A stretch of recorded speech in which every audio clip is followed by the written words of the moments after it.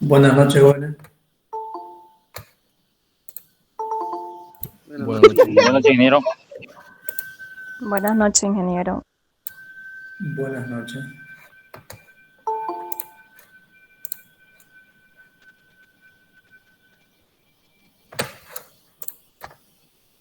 Ok, iniciaremos la asistencia ya. El número 1. Presente, ingeniero. El número 2. Presente, ingeniero. El número 3. Presente, ingeniero. Número 4. Presente, ingeniero. El 5. El número 6. Presente, ingeniero. El número 7. El número 8. 9. Presente, ingeniero. 10. Número 8, presente, ingeniero. Presente, ingeniero. Número 10, presente, ingeniero. 11. Presente, ingeniero. Número 11. Presente. Ya, número 12. Presente, ingeniero, número 12. Ya, el número 13. Presente, ingeniero. 14. Presente, ingeniero. 15. 16. Presente, ingeniero. 17. Presente, ingeniero. 18. 19. Presente, ingeniero. 19. El 20. Presente, ingeniero. 21, presente. Ya, el 22. Presente, ingeniero.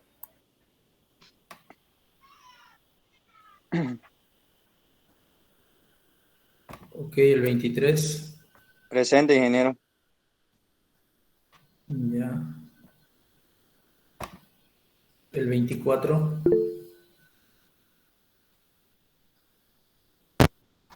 25. Presente, 25. 26. Presente, ingeniero. Ya, 27. 28. Presente, ingeniero. 28. 29. Presente, ingeniero. 30. 31. 32. 33. Presente, ingeniero. 34. Presente, ingeniero. 35. Presente, ingeniero. 36. 37. Presente, ingeniero. 38. Presente, ingeniero. 38. 39. Presente, ingeniero. 39. 40. 41. 42. Presente. 43. Presente, ingeniero. 44. Presente, ingeniero. 45. 46. Presente, ingeniero. 47. 48. 49. Mierda, todo controlado. 50. 51. Presente. 52. 52. Presente, ingeniero. 53. Presente, 53. 54. 55. Presente, 55, ingeniero. 56.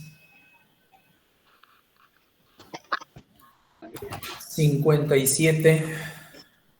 Presente, ingeniero. 57. 58. 59, Presente, ingeniero. 59. 60, 60, presente 60. 61, Presente, ingeniero. 62, Presente 62, ingeniero. 63, Presente, ingeniero. 64, Presente 64. 65, Presente 65, ingeniero. 66, Presente, ingeniero. 66. 67, Presente 67. 68, Presente, ingeniero. 69, 70, Presente, ingeniero. 70. 71, Presente, 71, ingeniero. 72, Presente. 73, 74, Presente.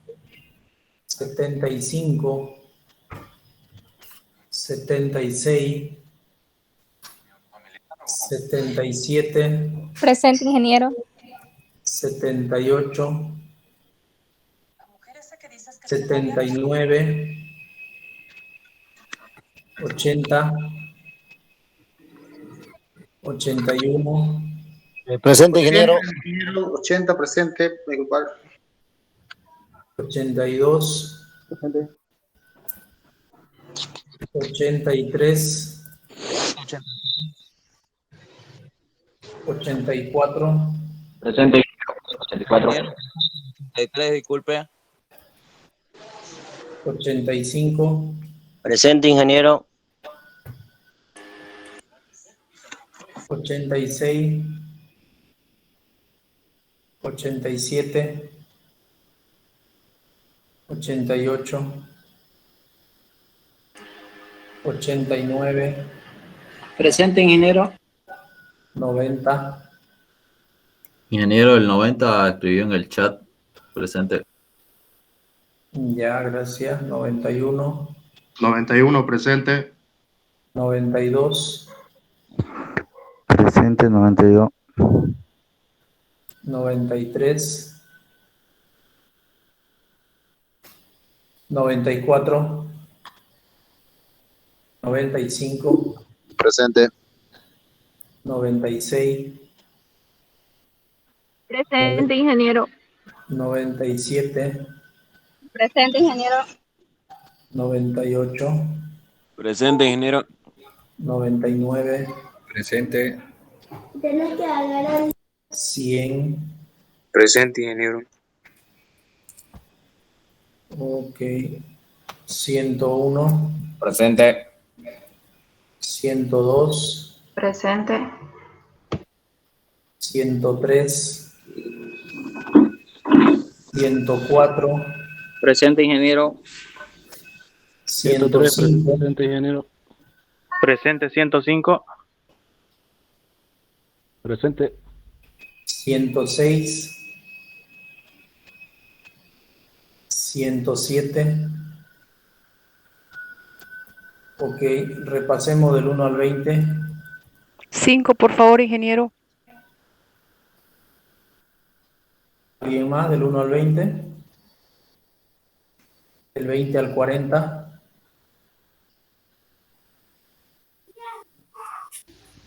Presente. ¿Quién es usted? El 32 15. dice presente, ingeniero. Sí, gracias. El 15. Sí.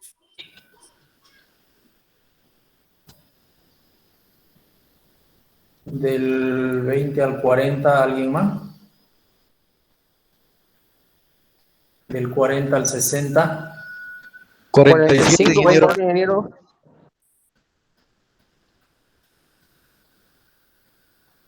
44, 45, ya. 47, por favor. 50, por favor, ingeniero. Ya. ¿Quién más del 40 al 60?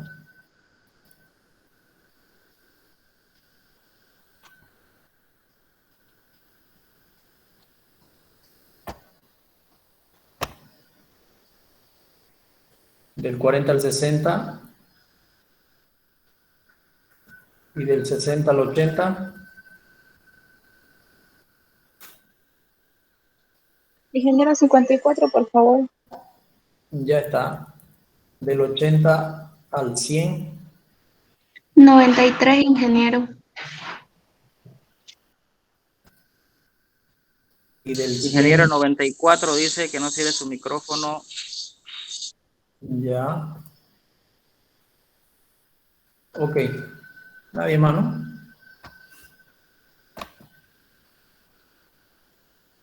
Bien. Ahora vamos a entrar a lo que es fundaciones. Zapata. Ya. Vamos a ver zapatas, algunos tipos de zapatas que se utilizan en nuestro medio. Tenemos básicamente dos grupos: fundaciones superficiales y fundaciones profundas. En las fundaciones superficiales tendríamos todas aquellas que son, digamos, poco profundas. Estamos hablando de 1,60 m, 2 metros, 2,50 m. Ya las que son más de 5 metros ya vendrían a ser fundaciones profundas, como pilotes o pilotines también, ¿no? Los pilotines son, como su nombre lo indica, son más reducidos, son más pequeños, en mayor cantidad, de menor diámetro y poco profundo. Los pilotines son poco profundos. Los pilotes ya son más profundos, son en menor cantidad y para mayores cargas, ¿no? Para encarar un proyecto de fundaciones se precisa estar respaldado por los respectivos estudios de suelo. Eso es por donde tenemos que empezar, ¿no? El estudio de suelo, verificar qué tipo de suelo tenemos en esa obra. Entonces, lo primero que uno hace es tener el terreno, dónde se va a construir, ¿no? Lo siguiente es, bueno, realizar el diseño arquitectónico. Ese sería el paso número 2. Realizar el diseño arquitectónico en función al proyecto que se quiere ejecutar, a la zona y a lo que se quiere, ¿no? El objetivo del proyecto. Una vez que tenemos el diseño arquitectónico, recién se procede a realizar el diseño estructural. Para el diseño estructural se puede iniciar el cálculo estructural, obviamente, sin tener el estudio de suelo, de manera preliminar. Pero finalmente debemos de tener el estudio de suelo, porque nosotros podemos analizar vigas, columnas, losas, ¿no? Sin necesidad de implementar lo que son las fundaciones. Es bueno considerar ya el tipo de fundación que vamos a implementar en un determinado proyecto al inicio del cálculo estructural. Es decir, tener una aproximación del tipo de fundaciones que voy a utilizar. Porque eso nos va a permitir a nosotros mover las columnas en el diseño estructural. Es decir, nosotros tenemos el proyecto arquitectónico y nosotros vamos a decidir dónde vamos a colocar las columnas, ¿no? Y eso lo vamos a hacer en función, teniendo ya en mente, nosotros teniendo en mente el tipo de fundación que vamos a utilizar. ¿Ya? Con ese dato vamos a poder decir, ¿me puedo separar más entre columna y columna? O no me debo de separar mucho porque voy a utilizar este tipo de fundación, ¿ya? O puedo colocar las columnas bien cerquita porque pienso utilizar, no sé, una fundación continua o una platea de fundación donde no me va a interferir el tema de la separación entre columna y columna. Entonces, de manera preliminar es bueno en el cálculo estructural al inicio nosotros conozcamos el tipo de suelo en el cual vamos a emplazar nuestra estructura, ¿ya?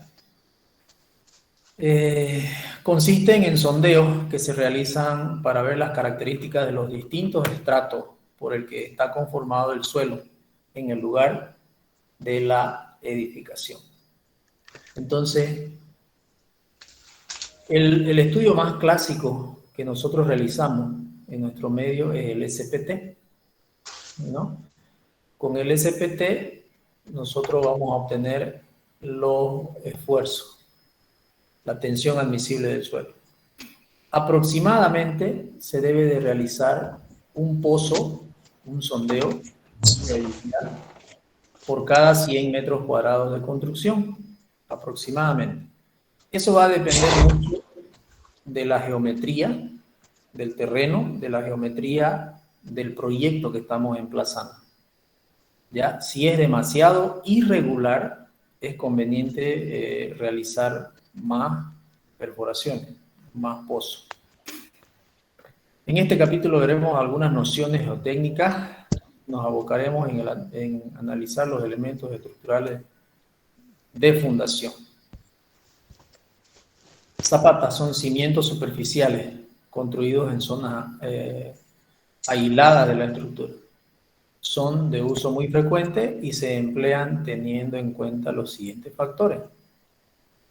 Cuando el suelo es suficientemente homogéneo para tener asientos diferenciales entre las distintas zonas de la estructura. La zapata es un elemento estructural aislado, mientras más pesado, más profunda la fundación. Eso es, digamos, en cierta forma es proporcional, pero no es a letra muerta. Si nosotros tenemos mejor suelo arriba, vamos a tratar de fundar en el mejor suelo. No necesariamente nos vamos a ir abajo, digamos, ¿no?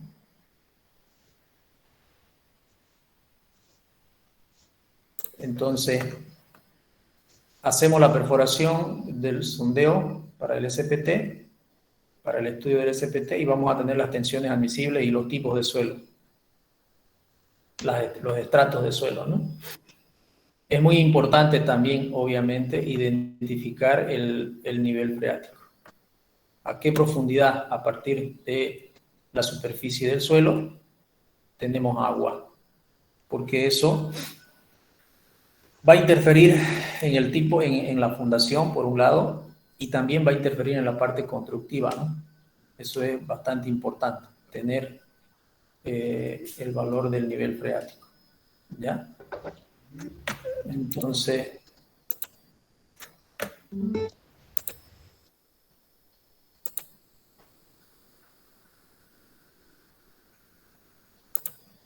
ok, entonces ahí vamos a tener nosotros.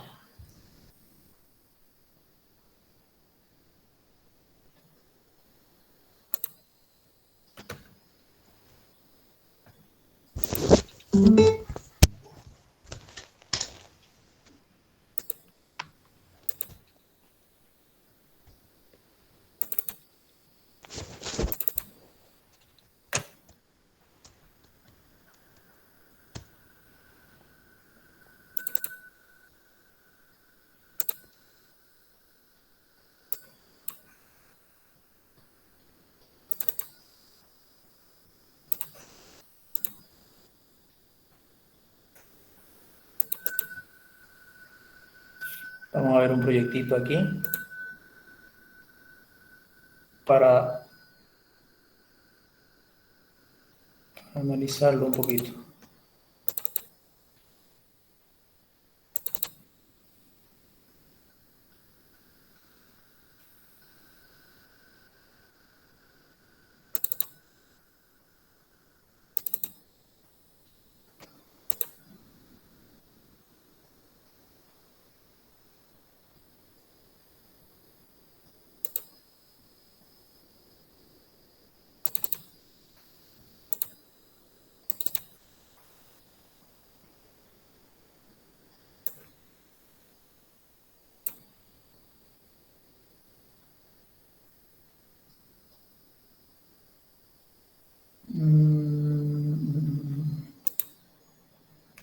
¿Dónde está?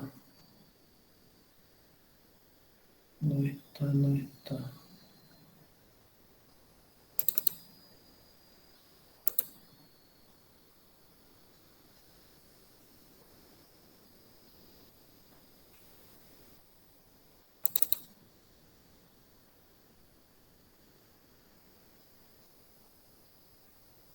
A ver si está aquí.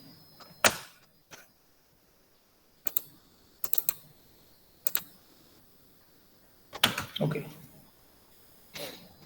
Parece que está en AutoCAD, pensé que estaba en Vector.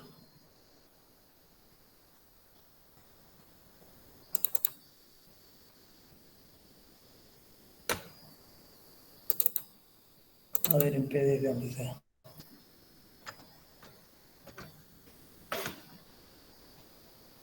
Entonces, normalmente nosotros somos quienes decidimos dónde vamos a ubicar las columnas. Eso es importante, dónde colocar las columnas. El arquitecto no nos va a decir dónde vamos a poner las columnas. Nosotros tenemos que decir dónde vamos a poner las columnas. Y no lo vamos a hacer, digamos, de cualquier forma. Tenemos que tener algún criterio para poder definir la ubicación de las columnas. ¿Ok? Por ejemplo, aquí tenemos nosotros un proyectito. Este es un plano en planta. Entonces el arquitecto nos va a pasar su proyecto arquitectónico y nosotros, ya sea, depende de si nos lo pasa en AutoCAD o nos lo pasa en Vector, tenemos que ir colocando la ubicación de las columnas. Y nosotros vamos decidiendo dónde van a ir las columnas de tal forma que no nos afecte en el proyecto, no nos afecte en gran medida el proyecto arquitectónico. En alguna situación vamos a tener que mover cierta estructura arquitectónica en caso de no encontrar una mejor alternativa, ¿no? Pero en su defecto lo normal es emplazar nuestra estructura en el proyecto arquitectónico sin modificarlo al proyecto arquitectónico. ¿Ya? Aquí en este proyecto, este edificio es de una cosa de 11 metros, 12 metros de ancho aproximadamente, 12,55 de ancho. Entonces se ha generado una columna casi al medio de la estructura, una fila de columnas casi al medio, y una fila en la medianería del lado izquierdo y otra fila en la medianería del lado derecho, o al revés. ¿Ya? Entonces se han puesto zapatas medianeras con viga de equilibrio hacia las zapatas centradas, que serían las que están al medio. No se ve bien aquí no se ve bien aquí el plano de fundación. Quizás esté aquí.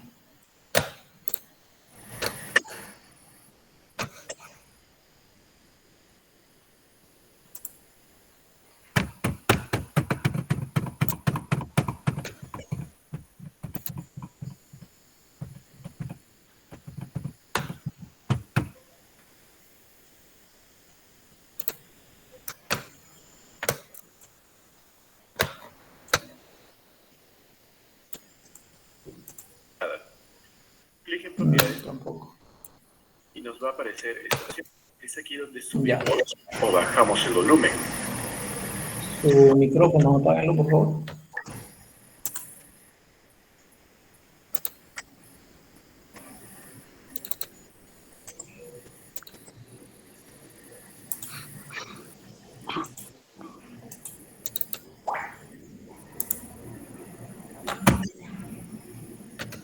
Este es el edificio y esta es la disposición de las columnas y las zapatas. Entonces, fíjense ustedes que Tenemos una fila de columnas en la medianería del lado derecho, una fila de columnas en la medianería del lado izquierdo, las cuales han sido arriostradas con columnas con zapatas centradas básicamente en la mitad del edificio. Y eso respetando la arquitectura, ¿no?, del proyecto arquitectónico, donde las columnas no vayan a salir en media sala, en medio dormitorio, nada, ¿no? Tiene que salirnos en un muro, tiene que estar escondida en un muro de ser posible, o por lo menos apegada, ¿no? Entonces, a estas zapatas que están en la línea medianera con el vecino y que tienen obviamente esta forma, se les llama zapatas de medianería, que estas hay que equilibrarlas, hay que evitar el vuelco de estas zapatas, y el vuelco se lo evita arriostrándolas. Una forma de evitar el vuelco de estas es arriostrándolas con una viga de equilibrio a una zapata centrada, ¿ya? De esta forma, como está esta de acá. Otra forma es haciéndolas combinadas, ¿no? Pero en este caso no se hizo combinada, obviamente porque están separadas con buenos metros, digamos. Si estuvieran más apegaditas, quizás se solapan, y si se solapan ya se las puede hacer combinadas. Pero en este caso, como están un poco alejadas, hay buenos metros de separación, entonces se la hace con viga de equilibrio, ¿no? Se la equilibra con una viga de equilibrio. Y esta viga de equilibrio, fíjense su dimensión, de 25 por 75. ¿No? Ingeniero, la pregunta va a disculpar. ¿Cuántos se tendrían que estar cerca para utilizar una zapata combinada? Lo ideal es que se solapen, ¿no?, que se sobreponga una encima de la otra.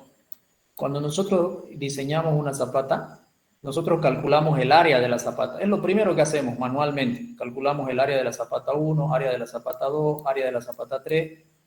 Y bueno, antes se lo dibujaba. Se lo dibujaba el área y ahí se ve si se solapa o no se solapa. Si se sobrepone o no se sobrepone. Si se sobrepone, entonces es mejor combinarlas, unirlas y hacer una sola zapata.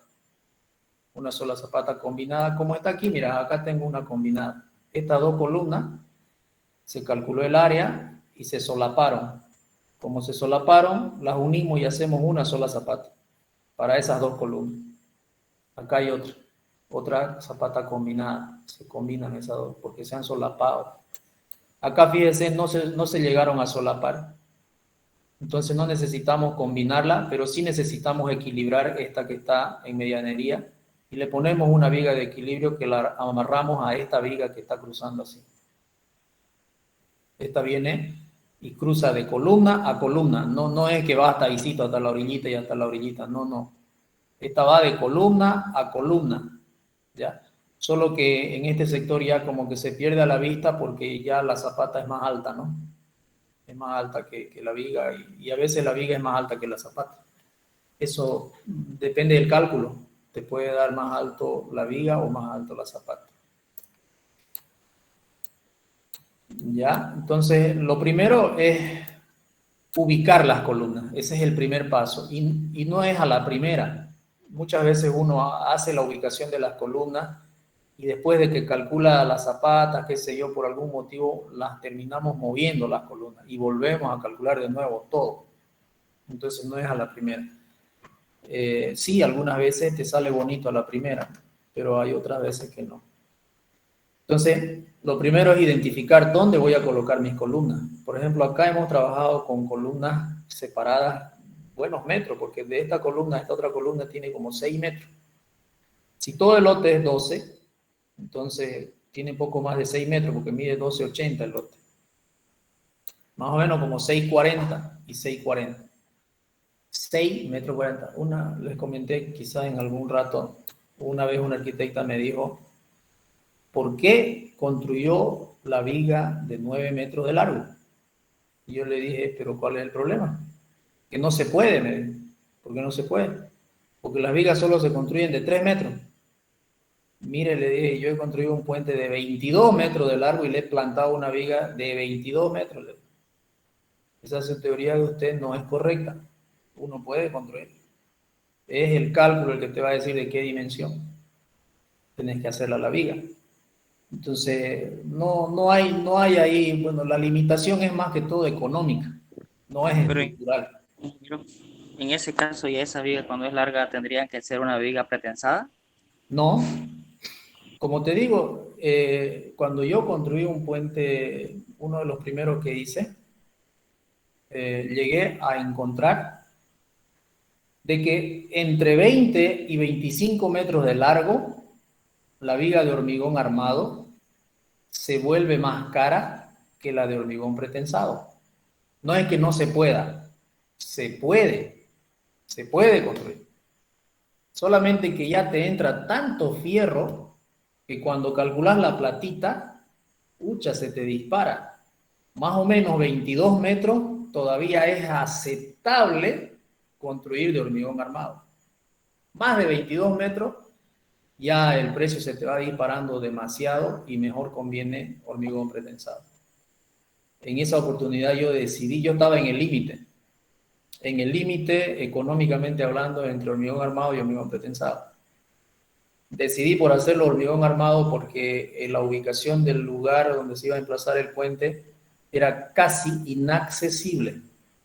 Entonces, para llevar los equipos de pretensado, quizás no íbamos a poder entrar con los vehículos para tesar los cables. ¿Ya? Entonces decidí esa vez meterle de hormigón pretensado porque el camino era bien accidentado en esa época y los camiones grandes no podían entrar, no entraban camiones directamente, el MS-18 prácticamente no entraba, era demasiado riesgoso. Así que decidimos hacerla de hormigón armado y quedamos en el límite, ¿no? Pero no hay aquí que la viga solamente se hace de 3 metros, eso son charlas. ¿Ya? Se va haciendo antieconómico a medida que uno va haciendo de más luz, de más larga la viga. ¿Ya? Entonces, esa es la diferencia. No hay otra.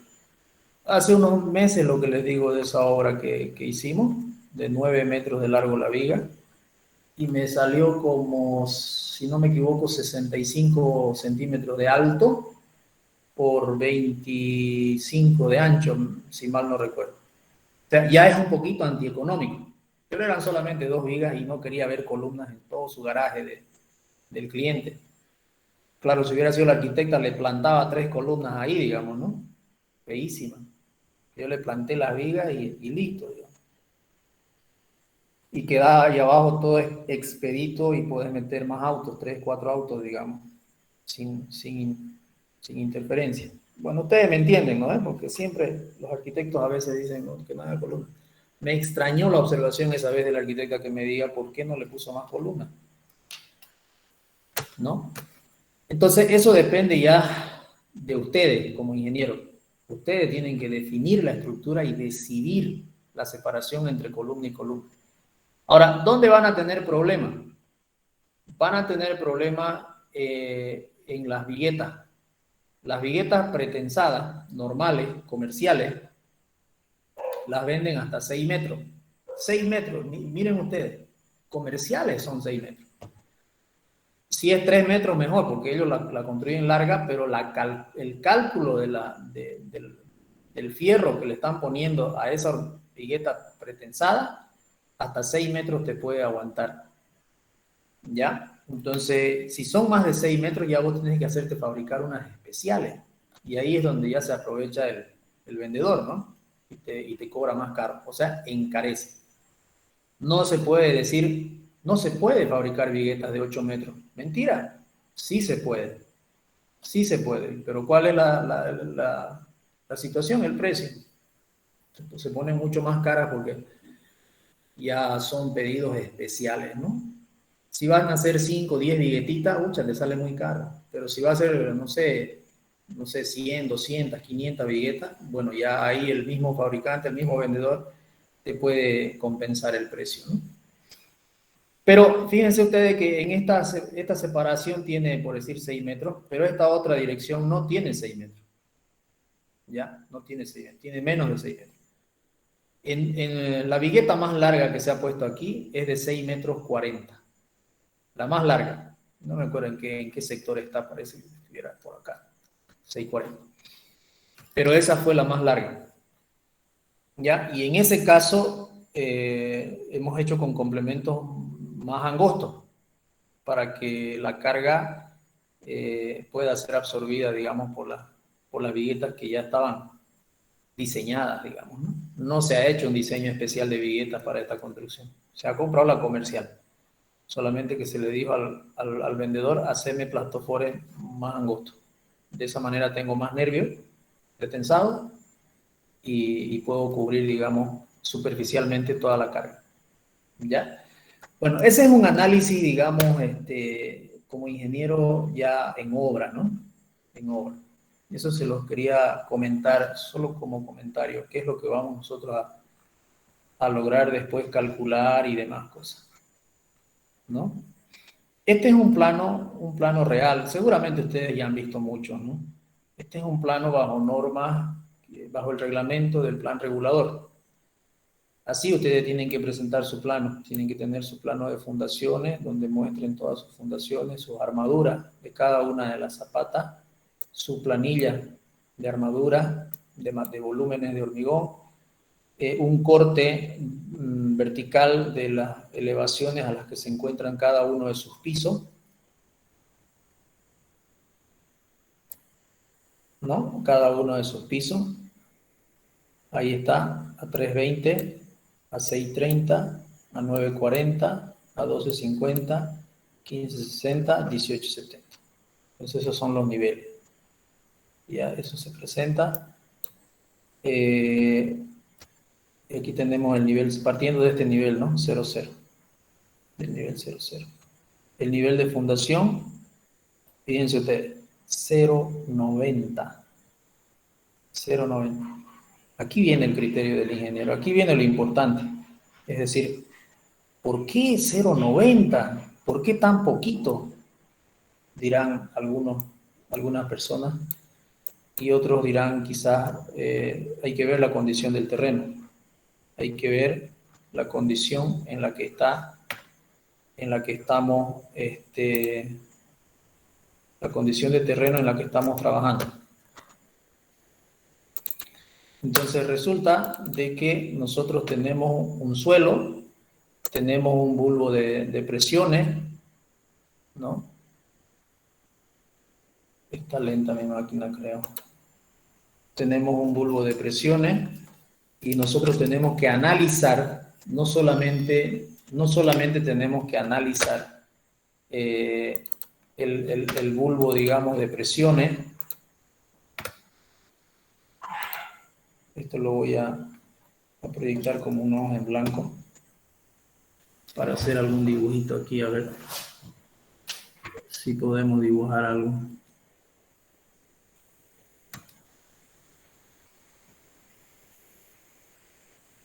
Quiero ver, no me ha salido la paleta de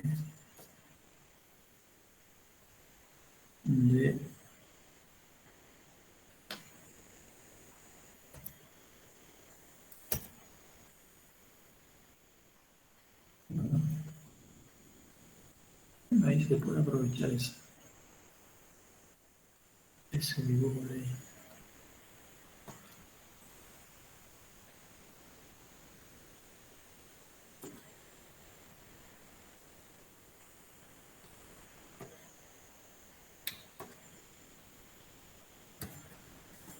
No quiere. Ingeniero, una pregunta. Sí. En el plano que estaba mostrando, ¿cómo se detallaría una contraflecha en el plano de armado? En el plano de armado tenés dos formas de hacerlo. Una forma literal, escrita, indicando que se le está dando una contraflecha de tal valor, digamos. Y otra forma, en el corte longitudinal. En el corte longitudinal tú puedes detallar eso. Supongamos que tenemos una zapata con su respectiva columna. Pero lo vamos a hacer centrada. Entonces nosotros tenemos por debajo de la zapata. Esto lo vamos a, podemos ponerle un colorcito, un plomito. Ya. Esta zapata tiene lo que se llama un bulbo de presiones. Ese bulbo de presiones lo podemos quizás dibujar así. Un bulbo de presiones. ¿Ya? Y ese bulbo de presiones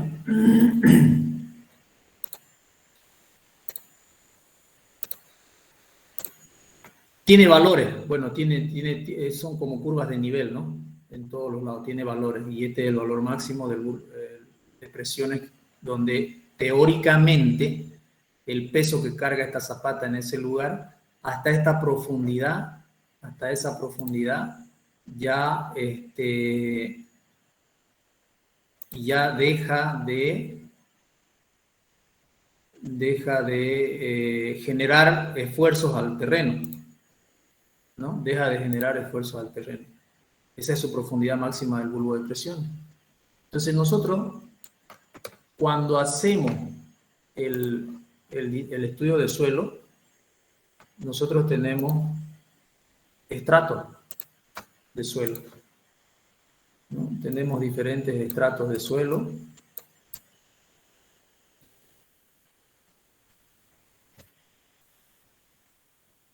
Que puede darnos diferentes tipos de materiales,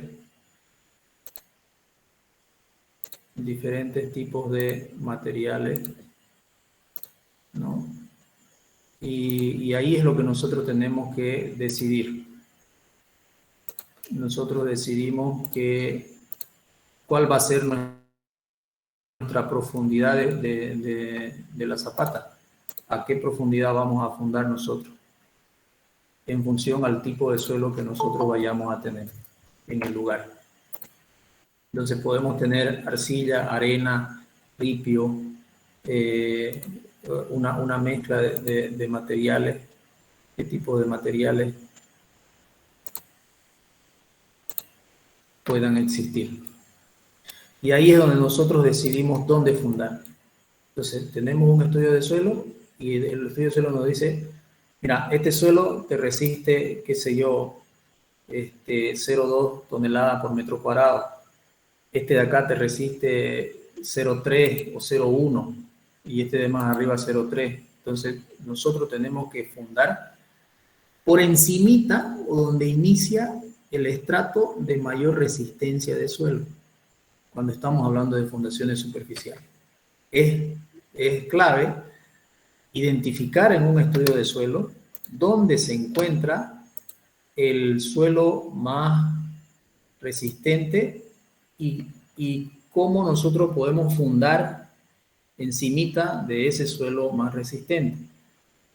Estaba queriendo buscar el estudio de suelo acá de este proyecto, pero no sé si lo voy a pillar.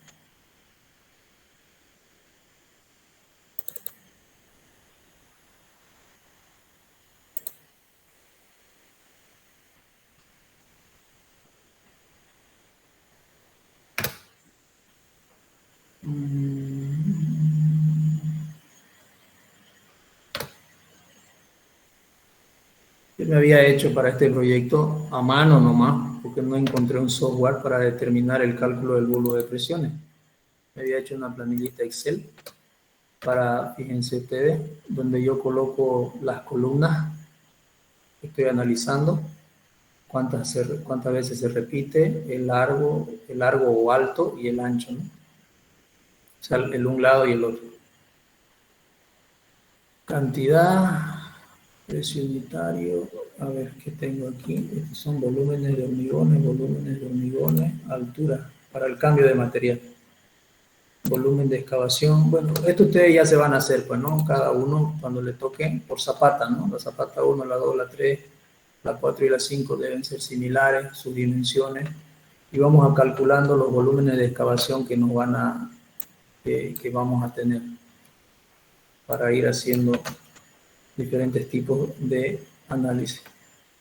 el primer vaciado, el segundo vaciado, el tercer vaciado. Lo más importante, la altura,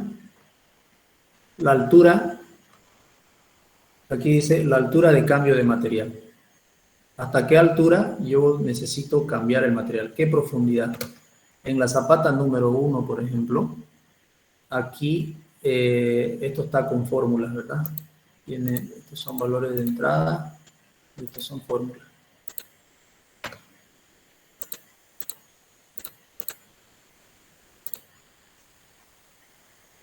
Y aquí está el volumen de capa base. Este es lo más importante. Y este de acá, la tensión admisible del suelo. Yo tengo la tensión admisible del suelo, la inicial, y con el cambio de material, la que voy a tener. ¿Qué tensión tengo en el terreno en ese momento, en esa zapata? ¿Y qué tensión voy a lograr alcanzar haciendo el cambio de material? ¿No? Y de ahí calculé el volumen de la capa base. Yo le metí capa base como material para hacer el cambio de suelo. ¿Ya? 3 metros cúbicos, 11 metros cúbicos, zapata por zapata. ¿Cuál era mi tensión admisible en la zapata 2? ¿Y a qué tensión admisible voy a llegar haciendo mi cambio de material? Una por una. Y con esa tensión admisible ya yo sabía los volúmenes de materiales que tenía que cambiar, ¿no? El volumen de excavación que tenía que, los volúmenes de hormigón que iba a necesitar. Bueno, bien diferentes plantas y pisos, ¿no? Profundidad del bulbo de presión. Esta debe ser la misma planilla. 6 de febrero, 6 de marzo, los cronogramas. El diseño presentado a plan regulador. Hay todo un montón de cosas, ¿no? Hidrosanitario. Aquí debe haber hasta fotos. Hasta fotos ahí. Fíjense esta de acá.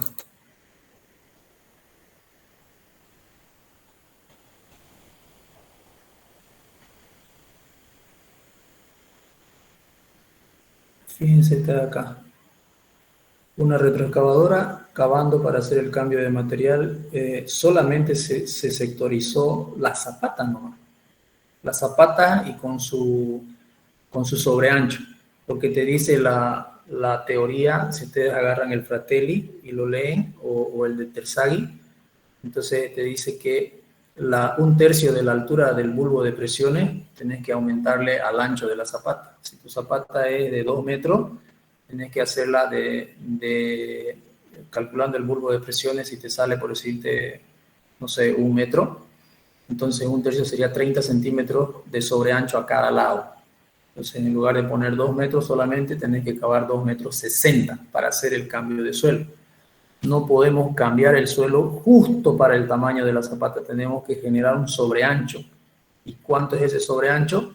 H-tercio. ¿Qué H? Es la altura del bulbo de presiones. Calculamos el bulbo de presiones, cuál es su altura, y a eso le sacamos 1/3 y le aumentamos al ancho de la zapata. Por eso es que tenía una excavación de sobreancho a la zapata. Se cava y se cambia de material. Aquí ya se cambió, digamos, ya se está compactando básicamente el nivel de fundación aquí. Ya está el nivel de fundación. De aquí para abajo se ha cambiado como 60 centímetros aproximadamente. Según lo que me acuerdo, ¿no? Ya ahí se está prácticamente terminando de compactar para meter los fierros y vaciar la zapata. Básicamente.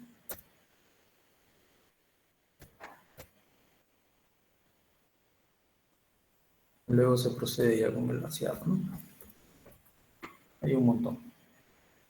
Ahí vemos armadura. Fíjense ahí la viga esa. Fíjense lo que les decía. La viga no está al ras de la zapata. La viga tiene que entrar hasta la columna. Tiene que entrar hasta la columna y ahí se amarra. Se amarra también a la zapata. Ya, en este caso no se procedió, digamos, con una carpeta. Lo normal es poner una carpeta de limpieza, se llama, debajo de la zapata. Pero sí se pusieron galletas de 12 centímetros de alto. Entonces esas galletas te suspenden 12 centímetros y te van a generar un recubrimiento con el suelo de aproximadamente 10 centímetros más o menos, ¿no? Porque nunca es perfecto. Entonces, previendo eso, se subieron 12 centímetros las galletas para arriba y se procedió con esa metodología. Fíjense la armadura acá arriba. Fíjense la cantidad de armadura acá arriba. En 2 camas. Una ahí y otra ahí. Y abajo, fíjense la armadura. Poca armadura, ¿no? Quiere decir que el momento aquí en la unión con la zapata es fuerte en esta viga. Todas las vigas de equilibrio son así. Cuando hagamos los cálculos, ustedes se van a dar cuenta. Los momentos son grandes en esa parte, ¿no? Aquí hay otra. Igual, fíjense la cantidad de armadura, ¿no? Aquí pareciera estar bien tupidito, pero no es tan así, porque tienen el tamaño 3/4 de pulgada, tienen separación del agregado. Lo que pasa es por el ángulo de la foto y también, ¿por qué foto? ¿No? Igual sus galletas aquí tienen 12 centímetros. ¿Ya? Y esta separación entre fierro y fierro tiene 3/4 de pulgada para que ingrese el hormigón por ahí. Y en este caso se tuvo que utilizar una vibradora de concreto con la punta de fierro de menor diámetro para que logre ingresar por esos huecos, porque se puso de esa manera. Siempre cuando uno hace este tipo de metodología tiene que humedecer la tierra, el polvo, o sea, mojarlo para que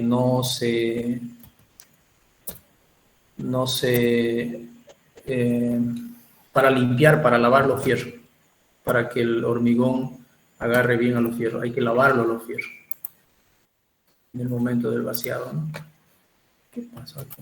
Parece que mi máquina está demasiado lenta. Y hay un montón de imágenes, bueno, sobre todo de las zapatas, ¿no? Acá hay algo interesante que ustedes es bueno que lo conozcan ahora y no después. Cuando uno hace este tipo de estructuras, cuando uno plantea este tipo de estructuras de vigas de equilibrio, como esta, fíjense ustedes que acá está el lote del vecino, acá arriba, y acá abajo también está el vecino. Y nosotros le estamos plantando una viga de extremo a extremo. ¿Se dan cuenta? Estamos tirándole una viga de extremo a extremo. Si ustedes no coordinan con el hidráulico, con el sanitario, con el eléctrico, van a tener serios problemas. Porque va a venir el sanitario y tiene un baño aquí atrás del sanitario. Va a bajar su tubo del baño y va a empezar a romper tu viga. Paqui, paqui, paqui, para pasar a la calle. Si vos no le has dejado como estructurista los huecos por donde tienen que pasar su instalación sanitaria, su instalación eléctrica, su instalación hidráulica. O sea que no es nomás agarrar y vaciar. En el momento del vaciado vos tenés que dejarle eso. Y tenés que dejarle en la altura adecuada. Porque si este va a empezar aquí, tiene que tener una pendiente. Este tubo no puede estar a la misma altura que este y que este. Porque el líquido tiene que bajar por gravedad hacia la calle. Todos tus tubos tienen que tener una altura bien calculada para que no tengan problemas después. Y eso es lo que les iba a mostrar aquí. Acá, fíjense, en esta foto. ¿Se dan cuenta? Se colocan los tubos de salida, de evacuación, de todos los tipos de evacuaciones en diferentes sectores, ¿no? Puede ser pluvial, de lluvia, las evacuaciones de lluvia que tienen que salir también del edificio, y las evacuaciones sanitarias, el ingreso del agua potable, que por ahí deben estar los tubos también ya dejados, y el ingreso de los cables eléctricos. Por ejemplo, para este edificio se han metido una cosa de 18 tubos de 1 pulgada solo para meter cables eléctricos. 18 tubos de 1 pulgada solo para meter conductores eléctricos. y por ahí en algún lugar, en alguna de esas vigas, ha tenido que dejarse los huecos para que pasen por ahí los 18 tubos. Los 18 politubos, digamos. Eso es importante en el tema de fundaciones, ¿ya? Después, bueno, siempre en el vaciado hay que estar atentos, sobre todo al tema del cono de Abraham. Esto es clave. Esto es clave. El cono de Abraham tienen que hacer. Ahí se van a dar cuenta de qué tipo de hormigón están metiendo a su proyecto. Y desde el cono de Abraham hasta que esté en la zapata, tienen que ir detrás del hormigón ustedes. Porque en ese proceso, en ese tramo, todo puede cambiar. Los albañiles están con su casco, con agua listingo para aumentarle agua, porque es difícil trabajar con un buen hormigón, porque tiene que ser pastoso, casi seco. Ese es el buen hormigón. Y un hormigón pastoso es difícil, es poco trabajable, difícil de trabajarlo, ¿no? Y entonces el albañil, o sea, le cuesta más, pues, ¿no? Y entonces él busca la forma de que le cueste menos y bueno, le mete agua, pues, si vos no estás ahí, le mete agua, unos 2 casquitos de agua, te van a ablandar su trabajo a la mitad y vos no te vas a enterar si estás distraído. Después vienen las consecuencias, ¿no? Entonces, a ver, a lo que íbamos acá, más o menos ya que con eso ustedes tienen un pantallazo, así, digamos, bastante amplio, ¿no? Sobre todo esto, estas formulitas ustedes lo van a pillar en el libro de Terzaghi o en el libro de Fratelli también está, ¿ya? De mecánica de suelo, del bulbo de presiones. Ven el bulbo de presiones y todo eso, cómo se determina esos valores, ¿ya? Y continuamos. Les decía también de que hay una cantidad recomendada por punto. Estos son los puntos de sondeo que se están realizando en este proyecto. Este proyecto tiene, este es el lote y tiene esta forma. Este es un hipotético, ¿no? No es que vaya a ser siempre así. Cada uno tiene su particularidad. Cuanto más irregular la forma del proyecto, más puntos necesitamos para sondear, ¿ya? De un punto a otro te puede variar mucho el estudio de suelo. Yo sé que ustedes han visto estudio de suelo, ya. A ver si encuentro un archivo de estudio de suelos aquí.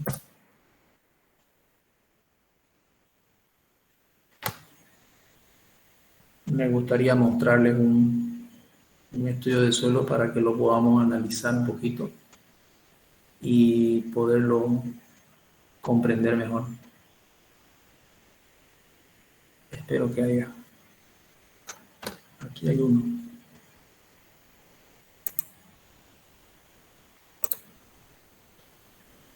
Estudio de suelo Smart Space. A ver. Aquí hay uno. Este es el informe del estudio de suelo de Citecal.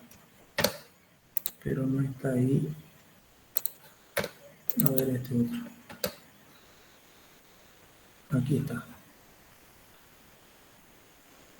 Aquí está. Veamos un pocito.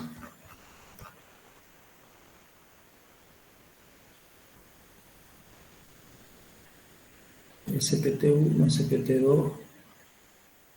Aquí está el pozo. Un pozo y otro pozo. Este de acá. Podemos hacerlo rotar hacia la derecha y ahí lo tenemos. Entonces fíjense ustedes. Este pozo. SPT número 1 es un pozo número 1. Esto está en el segundo anillo, entre segundo y tercer anillo. Está en la universidad, Avenida Bush, barrio Faremaf. ¿Cómo es la tensión de suelos en esa zona? Aquí tenemos la tensión admisible, la fatiga del suelo, 0.46 kilogramos por centímetro cuadrado. 0.46 kilogramos por centímetro. Quiere decir que tenemos una carga, el suelo ese aguanta 0.46 kilogramos cargados en 1 centímetro. Si le cargamos más de 0,46 kilogramos a 1 centímetro de área de suelo, ese suelo falla. Eso nos está diciendo esto, ¿no? Y ese 0,46 se va a volver 4,6 toneladas por metro cuadrado, ¿no? ¿Ya? En otras unidades. Pero eso está ¿a qué profundidad? Aquí está la profundidad. ¿Vale? Profundidad en metros, 10 centímetros, 90 centímetros. Estamos hablando de aproximadamente 1 metro y su poco, 1,20 metros, más o menos, ¿no? Ahí dice 1,20 metros. Aproximadamente a 1,20 metros tenemos una tensión de 0,46. Pero aquí ya tenemos otro estrato de suelo, ¿no? Otro estrato de suelo. Fíjense ustedes, a los 90 centímetros cambia el suelo. Los primeros 90 centímetros, arena limosa, sin plasticidad de condición in situ suelto, de estado parcialmente saturado, de una densidad relativa suelta, estructura heterogénea de coloración marrón, de interpretación geológico o geológica, abanico aluvial. Cambió el suelo a los 90 centímetros. Arena limosa, sin plasticidad de condición in situ semiestable, de una densidad relativa de muy suelta a suelta, de coloración marrón claro, de interpretación geológica, abanico aluvial. Y luego tenemos otro estrato. A partir de los 2,20 metros, tenemos otro estrato que incrementa todavía un poquito más, 0,50. Su tensión admisible. Pero fíjense ustedes que ya estamos hablando de 2 metros de profundidad, ¿no? 2 metros de profundidad. Entonces, desde 1 metro hasta 2,20 metros, el suelo es el mismo. Yo podía haberlo fundado a cualquier altura en esa profundidad, desde 1 metro, si hubiese querido trabajar con este suelo, ¿no? Mi nivel freático a 2,40 metros. Y de ahí abajo tenemos, va mejorando el suelo, 0,63. Y más abajo, a 4,30 metros, 1,15, 1,70, va a mejorar. Entonces, lo más feo es la primera parte, el primer metro, en ese pozo. En este pozo, fíjense qué pasa en este pozo. Y fíjense que es el mismo lote, y es un lote pequeño, no es un lote grande. Los primeros 1,20 metros tenemos 0,50, similar al anterior en la primera parte. Y a partir de los 2 metros aproximadamente se cae la tensión a 0,38. Se cae la tensión a 0,38. Y de ahí vuelve a subir la tensión a 0,57. Entonces, y va subiendo después, ¿no? A 0,77. Entonces, este es el que nos llama la atención, básicamente, de que en el 1,20 metros tenemos una tensión de 0,57 por lo menos, que no es buena, ¿no? Es una tensión mala. Pero de que más abajo, a partir del 2 metros, ya tenemos una tensión mucho peor. Entonces, nuestro bulbo de presiones no tiene que tocar esa parte. O sea, que nuestro bulbo de presiones no tiene que llegar a 2 metros.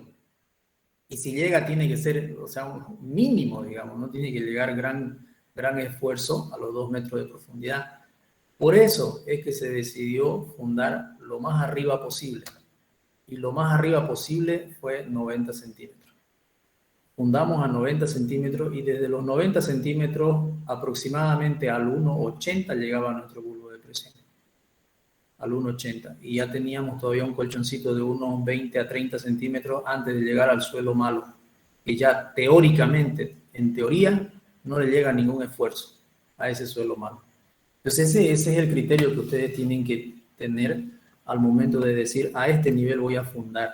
Analizar todo su perfil, todas sus tensiones y ver dónde tengo la mejor tensión. Ahora, claro, si económicamente pueden llegar a los 3 metros para fundar, bueno, adelante, digamos, ¿no? Si ahí está el suelo más bueno. De todas maneras, yo nunca pasaría de 2 metros, es decir, ya serían pilotines, ¿no? Optaría por poner pilotines directamente. Y si es todavía más profundo, ya pilote. No No trabajamos con zapata ya. La zapata normalmente hasta los 2 metros como máximo.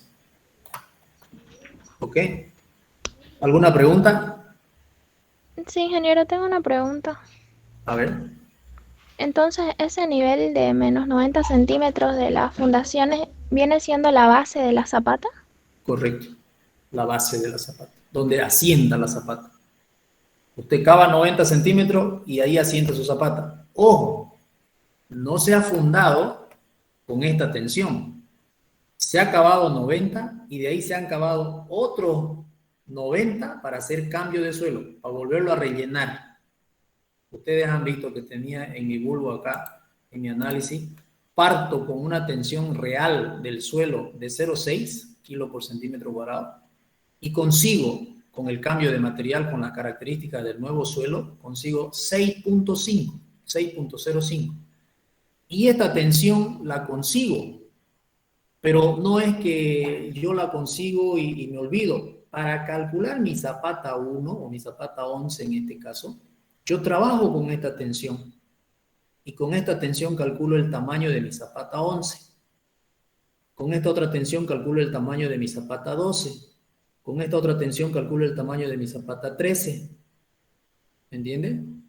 Entonces, de zapata por zapata, compañero. Bueno, por lo menos yo lo hago así, ¿no? No sé otro. Pero yo lo hago así, lo analizo zapata por zapata para verificar. Y ya si no hay mucha variación, agarro la más desfavorable, por decir algo, que sería la menor, y con esa calculo todas las demás. Pero si yo agarro la menor tensión, me va a salir mi área más grande, mi zapata me va a salir más grande. Si la tensión es mayor, mi zapata es más chiquita, ¿no? Porque es básicamente fuerza sobre área, no es más. ¿Ya? La tensión es fuerza sobre área. Entonces, eso que quede claro, no es que yo he agarrado y le he plantado la fundación directo a este 0,5 o a este 0,46, no, ni idea. Hemos mejorado el suelo para colocar la fundación. Se ha fundado a 90 centímetros, sí, pero de ahí se ha acabado como que otros 90 centímetros más, y en algunos casos 1,20 m, para volver a rellenar compactando. Y se rellena 20 centímetros, se compacta. 20 centímetros se vuelve a rellenar, se vuelve a compactar. Por camadas de 20 centímetros. Y tratando siempre de compactar en su humedad óptima del suelo mejorado que van a utilizar. Yo le metí capa base. Pueden usar otro tipo de suelo también. ¿No? Ingeniero, una consulta. ¿Con qué tensión admisible recomienda usted ya comenzar a calcular la fundación? En este caso podríamos hablar 0,8 o 1, por lo menos, lo más bajo, ¿no? Lo más bajo. Pero si tú agarras 0,46, te va a salir una zapatanga enorme. Igual funciona. No es, o sea, ¿cómo te explico? No es que yo te pueda recomendar con esta tensión vas a empezar a calcular, sino que vos como ingeniero tenés que decidir de qué tamaño querés que sea tu zapata. Si querés tu zapata pequeña, necesitas una tensión grande. Y si querés una tensión grande, ya tenés que calcular cuánto material vas a cambiar y cuál es la tensión que vas a garantizar a esa zapata. No sé si me dejo entender. Es relativo el hecho de decir con qué tensión voy a trabajar. ¿Ya? Podemos trabajar con esta de 0,46, pero cuando hagas tu cálculo con 0,46 te va a salir una zapata, no sé, de 8 metros por 8 metros. Bueno, si te entra en tu proyecto, si cumple con unas características geométricas de tu proyecto, le podés meter. Y si tenés la plata. Pero es mucho más fácil, en lugar de construir hormigón de 8x8, cambiar el suelo, mejorarlo el suelo, mejorar la tensión admisible del suelo y reducir tu zapata. Cuando ya tu tensión mejora, esto llega a 1, a 2, a 3, ya tu tensión es grande, entonces ya tu zapata es pequeña. Y tu bulbo de presiones tenés que verificar hasta dónde va a llegar, porque el bulbo de presiones te va a decir hasta dónde tenés que cambiar de suelo. El bulbo de presiones es elemental. Si vos, no es nomás agarrar y decir, ¿sabes qué? Cambiarle 20 centímetros de suelo. Y si tu bulbo de presiones llega a 80, no te sirve de nada, pues esos 20 centímetros. En absoluto de nada. Tenés que calcular la altura de tu bulbo de presiones. Y a esa profundidad tenés que cambiar el suelo. No hay más. No hay más. ¿Ok? Eso es. Eso es decir, en el bulbo de presiones, por ejemplo, que yo les estaba mostrando aquí un dibujito, si nosotros analizamos el bulbo de presiones, acá tenemos otro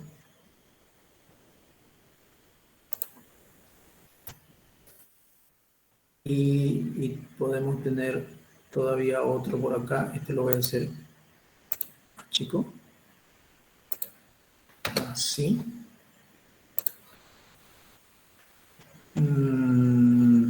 Le vamos a cambiar a un colorcito más llamativo y además lo vamos a poner atrás y lo vamos a cortar. Ahora lo vamos a seleccionar y lo vamos a poner adelante. Ese es tu bulbo de presión, es el mayor valor. Por decirte, te sale 5, digamos, 5 kilos por centímetro cuadrado, te sale el valor del bulbo de presiones y con una formulita le calculas la altura. ¿A qué altura tenés 5 kilos por centímetro cuadrado? Este grandote ya va a ser 0.1 kilos por centímetro cuadrado. O sea, los que están más abajo, las líneas isométricas que están más abajo, tienen menor valor de la tensión del bulbo de presiones. Entonces vos sabés que a esta altura de, qué sé yo, 50 centímetros o 20 centímetros, necesitas un material que aguante 5 kilos por centímetro cuadrado. Entonces a esa altura vos vas diciendo, esta va a ser capa base, esta va a ser, aquí abajo le voy a poner subbase, la voy a cambiar por subbase porque aquí ya mi bulbo de presiones me entrega una tensión de tanto y con mi capa subbase yo puedo alcanzar esa tensión. Y ya aquí al final, este bulbo grandote ya me solicita solamente 0.4 y mi terreno natural aguanta 0.46. Entonces estoy dentro. Hasta ahí llego yo. Ese es el análisis que tenemos que hacer. A ver de que el bulbo de presiones, la tensión del bulbo de presiones, la última, cuánto vale, cuánto de profundidad tiene y comparar con mi suelo si aguanta ese valor de tensión. Nada. Ya con eso estamos tranquilos. ¿Ok? Más o menos esa es el análisis, digamos, que se hace para garantizar, ¿no?, la estabilidad de tu edificio. No es solamente el cálculo, hay que hacer un análisis. Y hay fórmulas para poder guiarnos de hacerlo lo mejor posible, ¿no? Entonces, estábamos aquí. Entonces, se recomienda hacer un pocito por cada 100 metros cuadrados, dice. Pero yo lo veo poco, particularmente. Lo veo poco. Entonces, en el caso mío tenía 230 metros cuadrados y le hicimos 4 pozos. No en las esquinas, netamente. Hicimos un poco como que, en lugar de tener 12 por 12 más o menos, que es el terreno, hemos hecho a unos 8 por 8 más o menos. Sí, un poquito más adentro. ¿Ya? Entonces, pero si hacen un pocito por cada 100 metros cuadrados, están respaldados por las recomendaciones. Depende del terreno. Si tu terreno si hay experiencia de que el terreno cambia mucho en pocos metros, es mejor hacer más estudios de suelo. El esquema de un edificio vendría a ser con zapatas aisladas, aquí como se ve, y tenemos el suelo. Normalmente en nuestra zona tenemos arcilla, tenemos estratos de arcilla, vamos a pillar. Y obviamente un ingeniero no va a fundar pues sobre una arcilla, ¿no? O sea, sería el colmo, digamos, ¿no? No es nomás agarrar y cavar y meterle la fundación. Incluso si no tenés estudio de suelo, no podemos agarrar y meterle sobre una arcilla, digamos. Tenés que cambiarlo el suelo mínimamente, una cierta profundidad, haciendo un pequeño análisis. Por eso somos ingenieros. En todo caso, le damos nomás al albañil, pues, ¿no?, que lo haga como le dé la gana. Pero nosotros no podemos hacer eso, tenemos que hacer un análisis.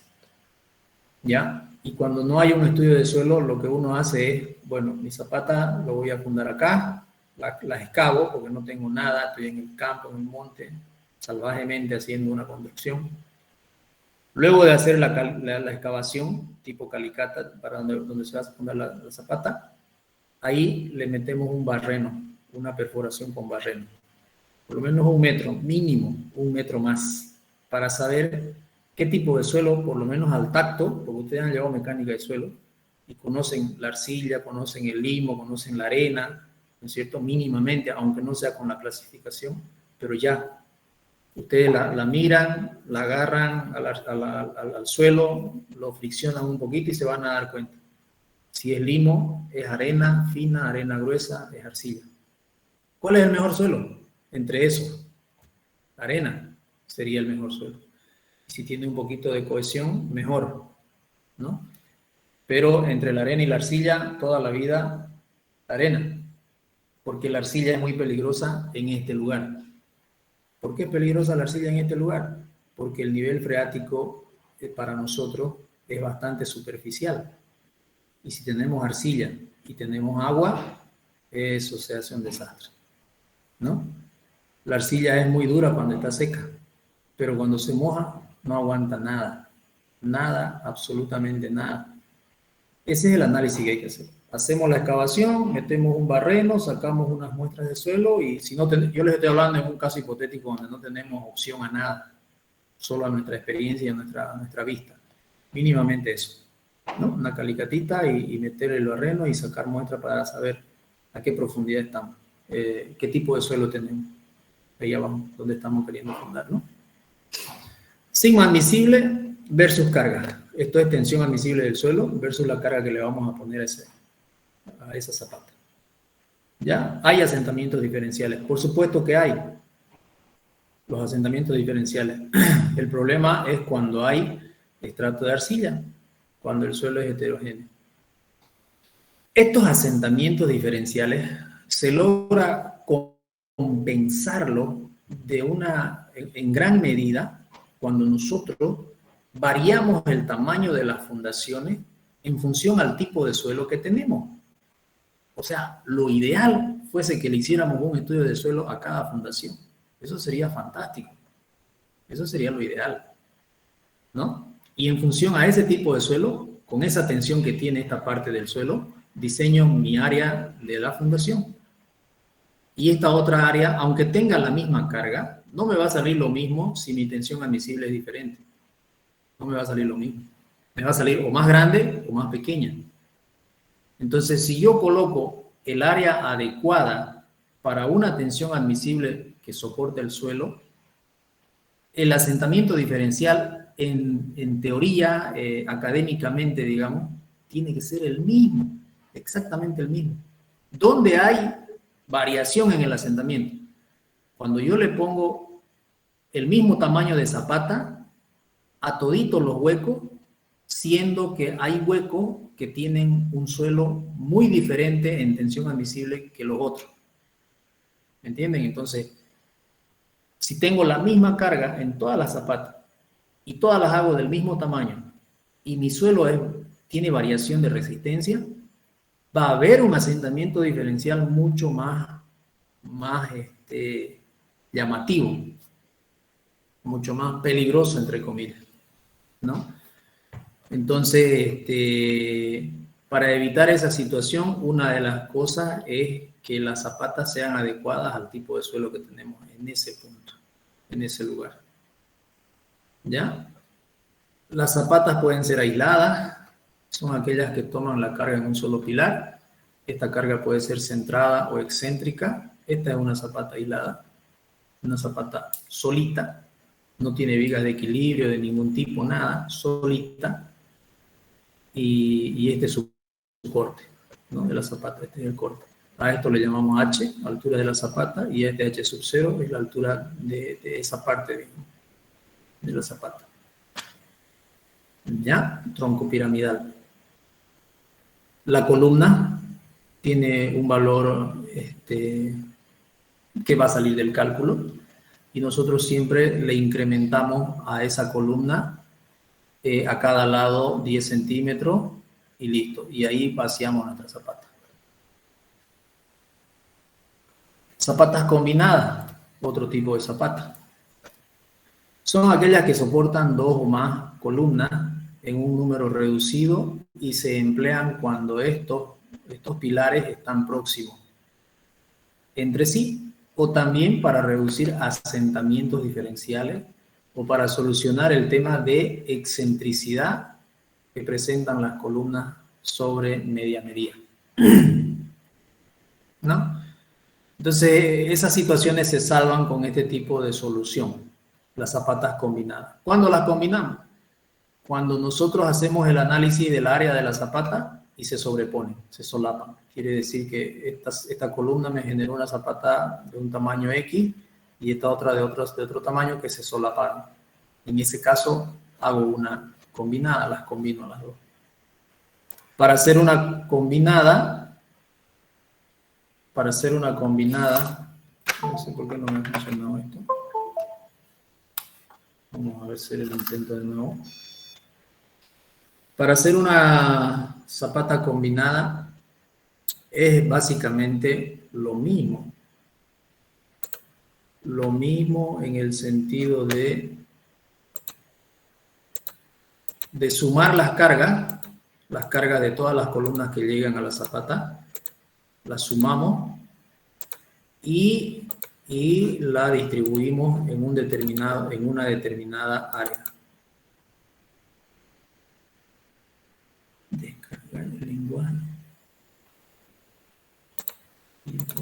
A ver si lo mismo. Lo mismo. Pero eso hay que buscarlo.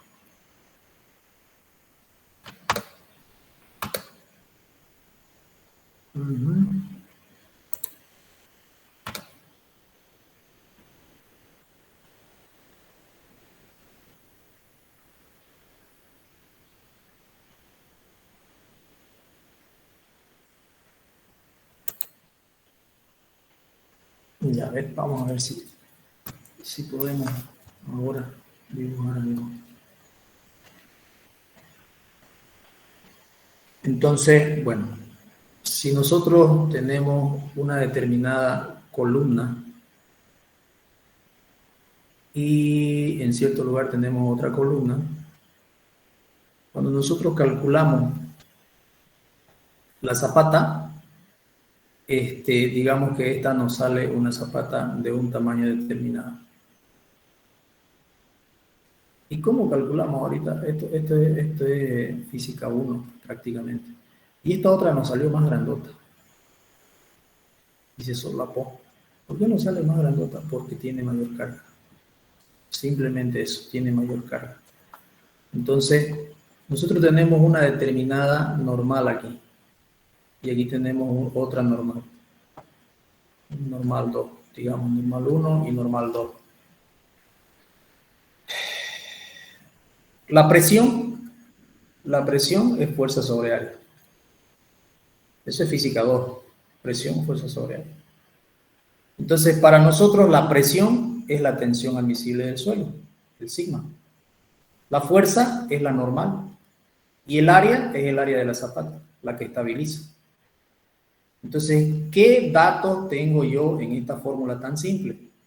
Tengo la tensión, porque voy a decirle al laboratorista, calculame la tensión. Y él me va a decir, tu tensión es tanto, es dato. Tengo la normal. ¿De cómo saqué la normal? Porque hice mi cargado del edificio, calculé mis vigas, calculé mis losas, calculé el muro, el peso, todos los pesos, la gente, el gimnasio, todo lo que va a llevar, la carga y baja la carga hasta abajo. Todos los pisos que tenga el edificio. Al final tengo la normal. Lo que no tengo es el área. Entonces, simple, despejamos de ahí, ¿no? El área es igual a la normal dividido entre la tensión. La tensión es dato, la normal lo he calculado, también es dato. Y ahí calculo mi área. Eso es digamos, el cálculo de zapata es esto, así tan simple como esto. Ahora, en las investigaciones nos sugieren que le aumentemos, le multipliquemos unas cositas por aquí y por allá. Y ya son cositas, digamos, ¿no? Ya son cositas. Cositas más que vamos a ver en la formulación de más allá que nos dicen que multipliquemos esta normal por 1.08 simulando el peso propio de la zapata. Es decir, que esta normal no considera el peso propio de la zapata. Esta normal es solamente las cargas que llegan por la columna a ese punto. ya está incluido el peso propio de la columna, pero no el peso propio de la zapata. Entonces, este 1.08 significa el 8% del peso de la zapata. ¿Cómo? El 8% el 8% de la normal, el 8% de la normal, dice, es aproximadamente el peso propio de la zapata. Por eso se multiplica por 1.08. De ahí calculamos la normal. Entonces, si nosotros tenemos, por decir, de ahí calculamos el área. Si nosotros tenemos, por decir, una normal, no sé, de, digamos, 10 toneladas, 10.000 kilos. Kilos le pongo porque la tensión lo tengo en kilos por centímetro cuadrado en el estudio de suelo que acabamos de ver. Y si reemplazamos nosotros aquí los 10.000 kilos, dividido entre una tensión que hemos visto que decía 0.6 más o menos, ¿no? Nos salía kilos por centímetro cuadrado. Entonces vamos a tener el área en centímetros cuadrados, porque esto está en kilo y esto está en kilo por centímetro cuadrado. Entonces, si nosotros dividimos eso, nos sale con un 0 más y dividido entre... A ver, ¿cuánto nos da eso? 10.000 dividido entre 0.6 nos sale 16.666.66. 16.666.66 centímetros cuadrados. Ah, ya. ¿Y cómo hago? Este es un lado A y este es un lado B. Entonces yo digo que mi área va a ser igual a A por B. A por B es mi área. Entonces yo tengo varias opciones ahí de hacerlo. Si quiero mi zapata lo hago circular. Lo hago circular. Si quiero, si no me voy a complicar, lo puedo hacer. Si quiero lo hago rectangular a lo largo así, a lo largo horizontal. O si quiero lo hago rectangular a lo largo vertical. En este caso, si tengo dos columnas ahí y todo lo demás es expedito, entonces podría considerar hacer mi zapata así, ¿no? Así larga. Sí. A lo largo. Eso nadie me va a objetar. Lo importante es que el área cumpla y soporte la carga. Nada más. Entonces, si yo la quiero hacer cuadrada, A va a ser igual a B. Si yo la quiero hacer cuadrada, yo puedo decir que A es igual a B. Por lo tanto, mi área sería igual a A al cuadrado. A al cuadrado. Entonces yo digo que, finalmente digo que A al cuadrado es igual a 16.666.66. Por lo tanto, A va a ser igual a raíz cuadrada de ese valor. Y de ahí obtengo el valor de A. Entonces, si nosotros hacemos el cálculo de ese 16.666 y le sacamos la raíz cuadrada, lo que es este,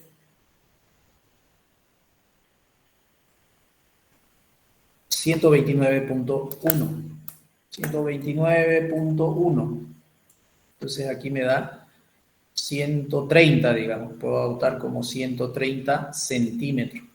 ¿Qué significa? En metros, mi lado A vale 1.3 metros igual a mi lado B. Pero también yo puedo decir que mi lado B sea igual a 2 veces mi lado A.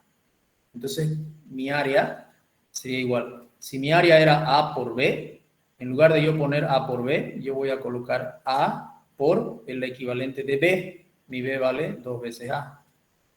Entonces mi área va a ser igual a 2 veces A al cuadrado. Eso va a ser el valor de A, 2 veces A al cuadrado. Y reemplazándolo acá, voy a tener así, ¿no? A al cuadrado igual a este 16.666.66 dividido entre 2. Ese va a ser el valor de A.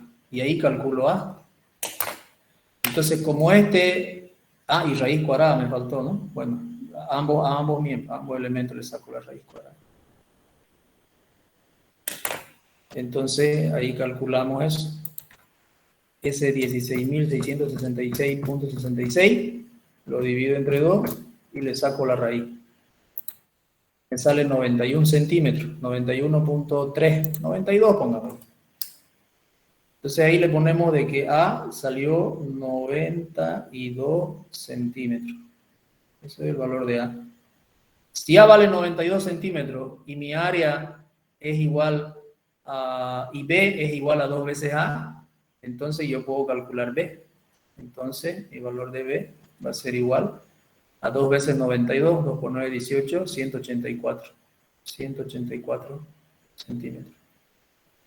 Eso sería el valor de B. Entonces este es el valor de B y este es el valor de A.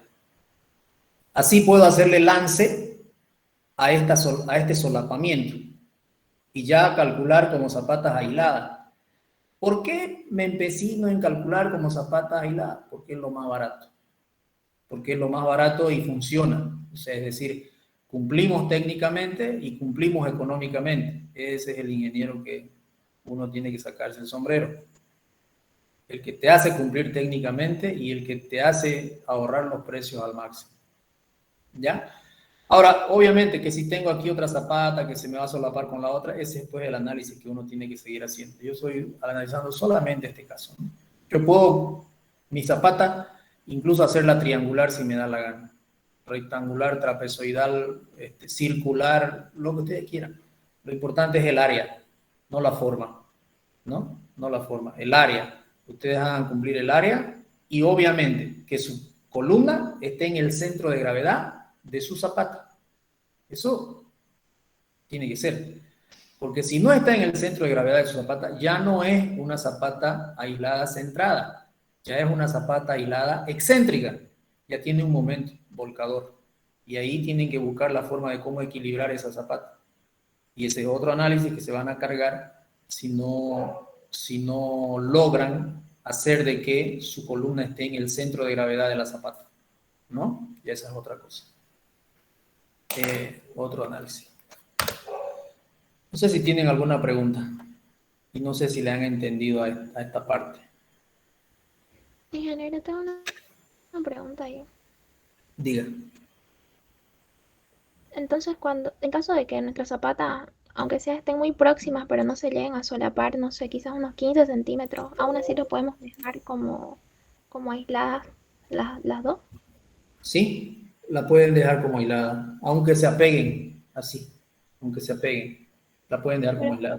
Al momento del vaciado, eso como... Eso le iba a decir, pero hay que tener en cuenta las complicaciones que se va a generar usted, que le va a generar usted a sus albañiles, ¿ya? Le va a generar una complicación constructiva, por un lado, y si sus zapatas se acercan y dejan un espacio menor a 50 centímetros,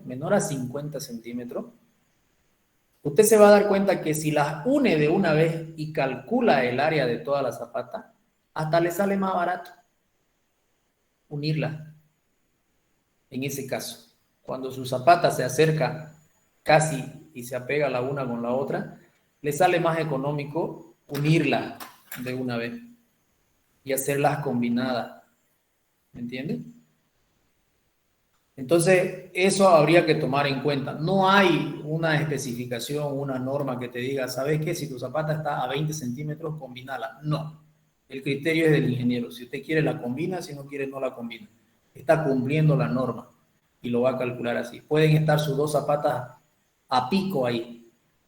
Si usted la puede construir y no la va a complicar mucho o tiene la estrategia para hacerlo, lo puede hacer. No hay ningún problema. Cumple con la matemática. ¿Ya? Pero si usted ya un poquito va más allá y piensa un poquito, hace un criterio técnico y opta por hacerlo, por combinarla, es la mejor opción. Sobre todo para los albañiles. En ese caso ya su zapata, usted define un lado de la zapata. Lo mismo que hemos hecho acá. Nosotros definimos que A va a ser 2 veces B, ¿no? Usted puede decir también que, ¿dónde dijimos? Dijimos aquí que B va a ser 2 veces A. Usted también puede decir que B va a ser 3 veces A, o puede decir que B va a ser 4 veces A, o puede decir que B va a ser 5 veces A, lo que usted vea conveniente. Este es solo un ejemplo, ¿no? B igual a 2 veces A. Usted puede decir B va a ser igual a 3 veces A. Entonces le va a salir más delgadita y más larga. Pero siempre tratar de que tiene que colocar su columna en el centro de gravedad de la zapata. Tiene que estar. Entonces, usted define el ancho, un lado de la zapata lo define usted. De alguna manera, cuando yo digo aquí que B es igual a 2 veces A, ya lo estoy definiendo el valor de B. De alguna manera ya lo estoy dando por hecho. También puede decir usted, este lado B va a ser 1 metro, punto. ¿Por qué? Porque Aladingo está mi vecino y no me quiero subir a su terreno. Ahí está la línea divisoria y tengo solamente ese espacio, 50 centímetros acá, y para que sea simétrica y esté en el centro, en ese eje, mis columnas, entonces necesito 50 para allá y tiene que ser 50 para acá, para que no sea, para que no se desestabilice en ese eje. Entonces usted agarra y dice, este lado B va a ser 1 metro, listo, no hay problema. Si usted dice que B vale 1 metro, hace el mismo análisis y va a calcular A, y le va a salir el valor de A. Y le va a salir el valor de A y la va usted a trazar a su zapata, la va a dibujar. Y si le conviene, le convence, lo deja ahí. Si no le convence, hace otra iteración. Busca otra relación, otra solución. Ahora, incluso usted también puede decir, desde aquí, hasta mi eje, yo voy a volar lo que usted vea conveniente. 1 metro, 2 metros, 1.5. ¿Por qué voy a volar 1.5 metros? Porque acá justo a 1.5 tengo mi pozo absorbente, mi cámara séptica, no sé qué, y no lo puedo invadir.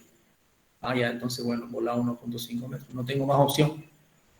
No pasa nada. Lo demás se va a ir a este lado de acá. Esto te va a salir ya como resultado de este análisis.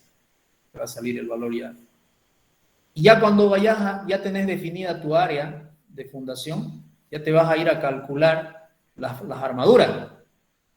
Cuando vayas a calcular las armaduras, ya ahí te va a salir un tipo de armadura para este voladizo de 1.5 y otro, obviamente, tipo de armadura para este otro tramo, ¿no? Porque las distancias son diferentes. Fíjense que uno cuando calcula esta zapata, lo único que hace es generar básicamente, simular que esto es una viga así, voladizo, un empotrado. Nada más. Nada más. Entonces la carga Q por L cuadrado sobre Q por L cuadrado medio, Q por L cuadrado sobre 2. Y cargamos y todo, y por L, esa es la L al cuadrado sobre 2, y con eso calculamos el momento y calculamos las armaduras del gigante. Eso es, y lo hacemos como si fuera una viga, nada más. Así de simple. Entonces, más allá, en fundaciones, más allá del cálculo de armaduras, está el criterio para definir el tipo de fundación que voy a usar, la forma de mi fundación que me conviene usar, y si voy a hacer combinadas a una parte de mi estructura, otra parte la haré aislada, algunas haré platea, entre 4 columnitas, a veces se hace platea, ¿no? Donde hay ascensores normalmente toca hacer platea en ese pedacito, pero también se pueden hacer 2 combinadas así alargadas y también funciona, ¿no? Depende del tamaño del ascensor. Si el ascensor es pequeño, mejor una platea. Si el ascensor es bien grandecito, de pronto convenga hacer 2 zapatas aisladas. ¿Ya? Entonces, es así de básico, les cuento esto. Así de básico. Partimos de física 2 para encontrar lo que estamos buscando acá. Y eso lo vamos a ver acá también. Bueno, esa es la parte de las zapatas combinadas, cómo se las combina. Aquí tenemos un corte. En corte se ve esto, ¿no? De la misma forma. H, la altura total, y H sub 0, la altura de la parte inferior. Esta es una zapata continua. Continua se le dice cuando son más de 2 columnas. Entonces se llama continua. Cuando son solamente 2, se llama combinada. Esa es la única diferencia. El cálculo es el mismo. El análisis es el mismo.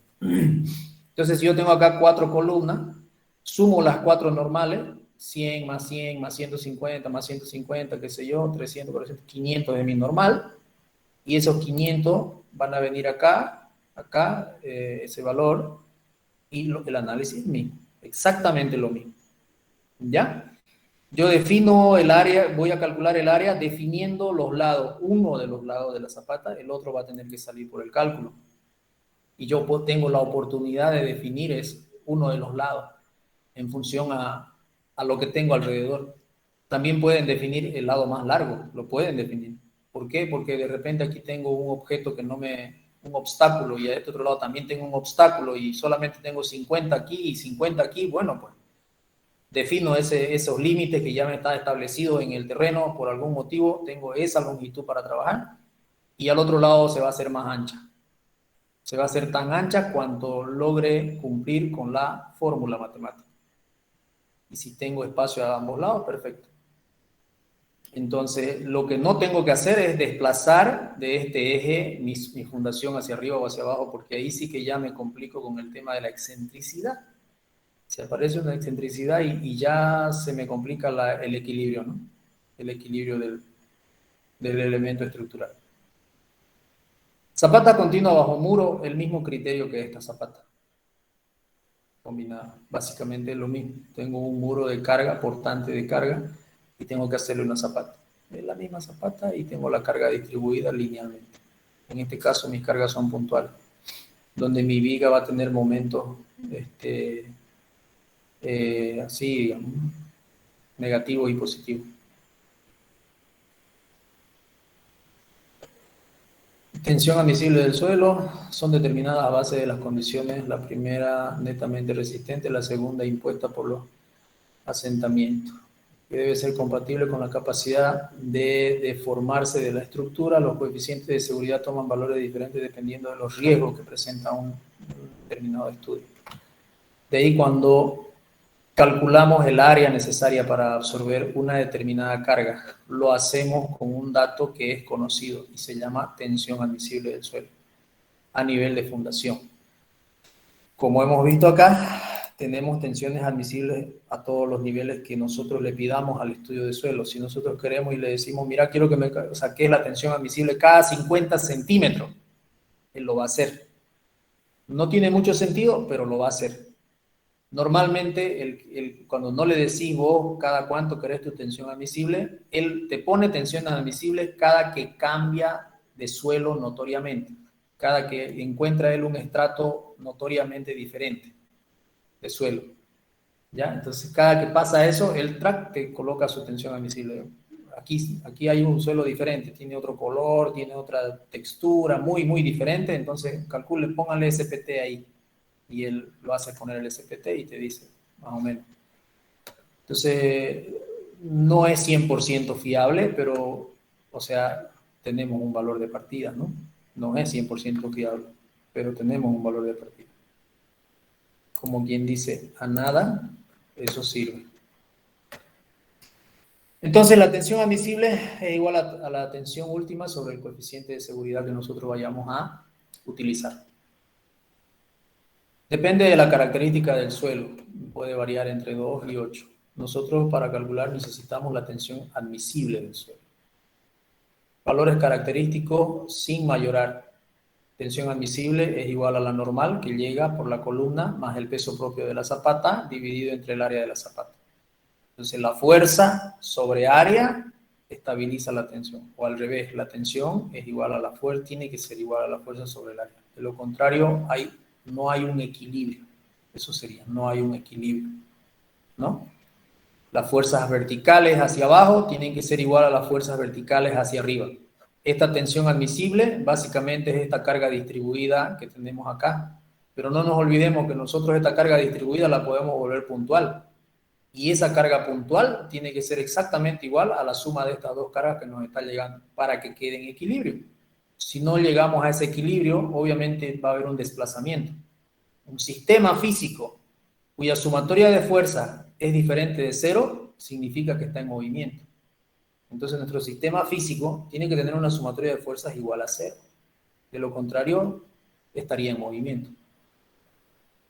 Luego tenemos que comprobar al vuelco y al deslizamiento, ¿no? Son las dos fallas que puede enfrentar una zapata.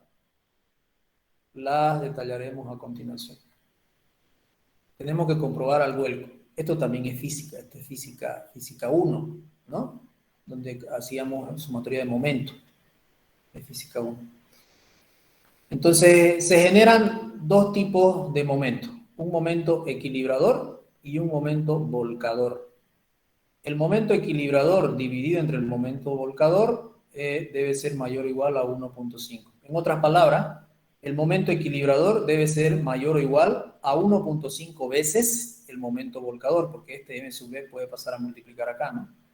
Entonces, el momento que equilibra debe ser mayor o igual a 1.5 veces el momento que vuelca la estructura. ¿Ya? Ese 1.5 está muy ajustado.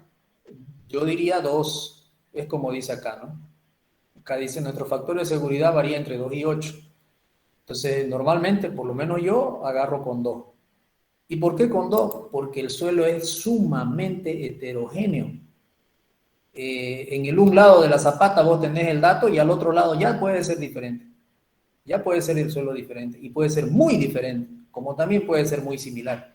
Entonces, como no tenemos exactamente las propiedades del suelo en el que estamos fundando, la bibliografía recomienda utilizar un factor de seguridad, normalmente de 2. Cuando nosotros construimos presas, cuando calculamos elementos estructurales de esas magnitudes, trabajamos con 2, 2.5, 5, depende del riesgo al que nos estamos metiendo. ¿Ya? La clave es acá, el factor de seguridad que vamos a utilizar. Entonces, ¿qué es el momento? Aquí dice, ¿no? Creo que no hay aquí, a ver. Entonces hay un momento volcador y un momento equilibrador. El momento volcador se va a generar por la fuerza cortante que tengamos en el pie de fundación y el brazo de palanca al punto de rotación de un posible vuelco. Es decir que esta zapata con una cortante en esta dirección, obviamente va a intentar volcar alrededor del punto A. El punto de rotación es el punto A. Entonces el brazo de palanca va a ser la altura de la fundación, porque en realidad este cortante no está ahí arriba, está aquí en el cuello. Se lo idealiza aquí en el cuello de la zapata. Aquí. Entonces ahí se concentra el cortante. Esa fuerza cortante por la altura de la zapata es mi momento volcador. Y ese valor de momento volcador multiplicado por 2 tiene que ser menor que el momento equilibrador. ¿Y cuál es el momento equilibrador? El peso total del elemento estructural por el brazo de palanca hacia el punto de rotación. Fíjense ustedes que me genera un momento antihorario. El peso total por el brazo de palanca al punto A es un momento antihorario y en este caso el momento volcador es hacia el otro lado, entonces es un momento horario. ¿Ya? Tiene que ser 2 veces mayor el momento equilibrador que el momento volcador. Con eso estamos seguros de que no va a volcar, cumple. No va a volcar, no va a fallar al vuelco. ¿Ya? Podrá romperse la estructura, pero no vuelca si nosotros hacemos cumplir eso. Ya fallará otra cosa. La comprobación al deslizamiento es cuando no vuelca, pero producto de esa misma fuerza perpendicular al elemento estructural, se genera un desplazamiento. ¿Ya? Y ahí ya es importante el tema de la cohesión del suelo y demás cosas, porque generamos una fuerza de rozamiento aquí abajo. La única fuerza que nos soporta al deslizamiento es la fuerza de rozamiento. Básicamente ese es el equilibrio. La fuerza horizontal hacia la derecha tiene que ser equilibrada por una fuerza horizontal hacia la izquierda. ¿Cómo se va a generar esa fuerza horizontal? Con el rozamiento entre la superficie de la zapata y la superficie del suelo.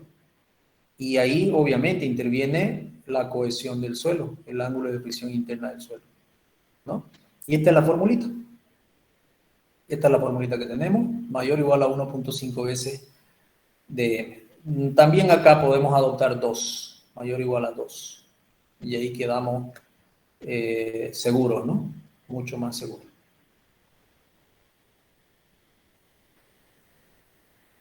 Las distribuciones de la tensión del suelo por debajo de la zapata. Esa es otra historia. Ya, estito más vamos a hablar. Se nos acabó el tiempo. Cuando nosotros hablamos de una zapata rígida, debemos de considerar lo siguiente. ¿Cuándo es una zapata rígida? Vamos a ver acá. Zapata rígida, aquí está. Si esta longitud B es igual a 2 veces H, entonces es zapata rígida. Si esta longitud B, esta longitud de vuelo, esta longitud B, es mayor que 2 veces H, entonces es zapata flexible. Quiere decir que la zapata es grandota. ¿De qué pena hacerlo tan rápido? ¿No? Su micrófono, por favor. Entonces, este análisis hay que hacer una valoración, ¿no? Para saber si estamos ante una zapata rígida o ante una zapata flexible. Y ahora, ¿cuál es la diferencia? ¿Cómo funciona una zapata rígida? Una zapata rígida tiene este comportamiento ante suelo cohesivo y ante suelo no cohesivo. En un solo suelo cohesivo tenemos unas tensiones admisibles que tiene esta forma, así pronunciada, cuando la zapata es rígida. Nosotros para nuestro trabajo, no trabajamos con esta forma del suelo, del comportamiento real del suelo. Nosotros hipotéticamente calculamos un rectángulo uniforme, una tensión uniforme del suelo sobre la zapata. Pero eso no es real, ¿no? Sabemos que no es real, pero nos facilita el cálculo y es algo aproximado. Cuando el suelo es no cohesivo, tenemos esta forma de distribución real del suelo, de esfuerzo del suelo sobre la zapata. Y nosotros también asumimos un rectángulo. Ese es el comportamiento en zapata rígida. Fíjense en zapata flexible. Fíjense qué ocurre en zapata flexible. En un suelo cohesivo, la zapata flexible tiene un comportamiento casi rectangular, mucho mejor que la zapata rígida. En la zapata rígida tenemos una marcación más pronunciada de la reacción del suelo sobre la estructura. Acá no, acá es casi rectangular, es casi perfecta, rectangular.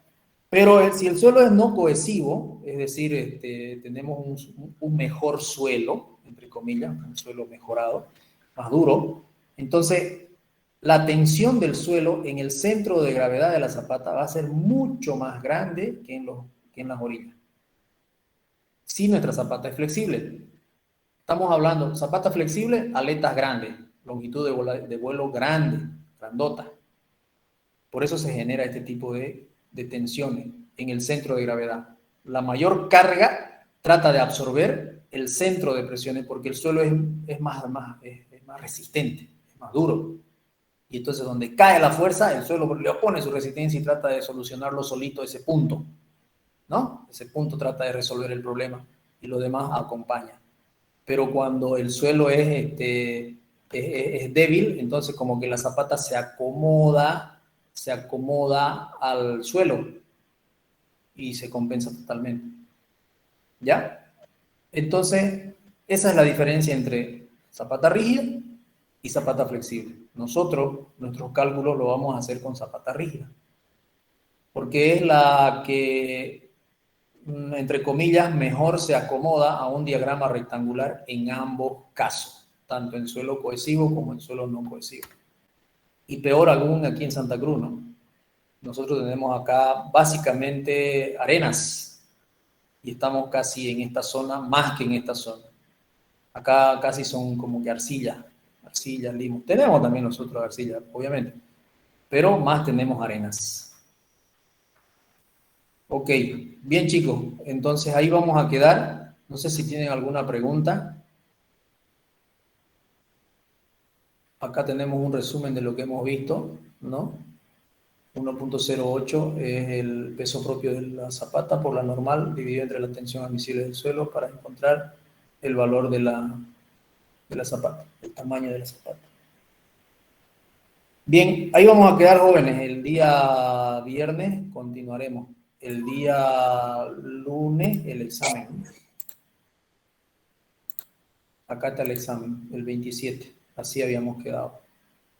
El 24 continuamos avanzando Zapata y el 27 damos nuestro examen. Ahí presentamos el práctico y todo. ¿Ok? ¿Vamos a pasar clase 24, ingeniero? El 24 creo que no, ¿no? Es Nochebuena. Sí, tiene razón. Directo entonces nos vemos para el examen nomás porque vamos a estar correteando ese día. ¿Ya? Ingeniero, una pregunta. Los prácticos lo vamos a ir subiendo a Classroom. El 27. Ok. El ¿Hasta 27 qué lo hora, ingeniero? subimos. ¿Perdón? ¿Hasta qué hora podemos subirlo? Los prácticos? El 27 lo podríamos subir, bueno, hasta las 12 de la noche lo hagamos. ¿Ya? Claro, está bien, ingeniero. 23 y Ingeniero, 29. gracias. 27 hasta las 12 de la noche. Dije, una pregunta con respecto al práctico, de la losa irregular, ¿lo podríamos hacer por el método de las tablas de Nielsen, lo del PowerPoint, o sí hay que hacerlo con Marcus?